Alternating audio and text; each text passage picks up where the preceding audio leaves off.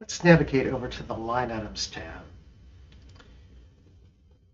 Once we're in the Line Items tab, we see that all the line items in DESTINI Data Manager are here as a list.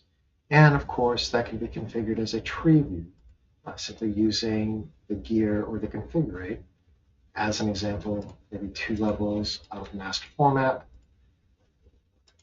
And of course, double-clicking on any one of those shows the line items within inside of 2 levels of master format.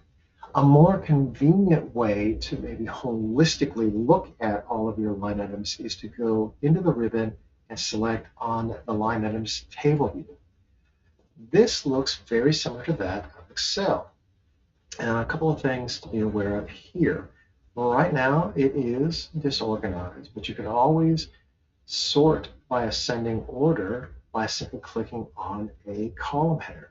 Now, a lot of topics that I'm generating here are things like right mouse button context menu to do some sort of activity, and you'll notice that sort ascending, sort descending are available to us as well.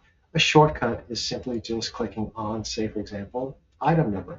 Now what we can see is the ascending sort has been declared, and so we have an arrow pointing up, starting at a symbol and then working our way up numerically. Of course, clicking on the column header again, we can go into a descending order sort as well. Let's go ahead and go to ascending order sort. And one final piece, a right mouse button click, you can now, because it has been sorted, is clear the sorting. Another follow-up here is if I was to select on, say, for example here, item number as the first sort, I could release that on the fly by simply just clicking on a different column header. Here's the example. Left mouse button click on description, and now, I'll have to go all the way to the top for this. Now I'm starting numerically at the very top by description and then going all the way up in ascending order. I could also reverse that flow, and let's go ahead and scroll all the way to the very top.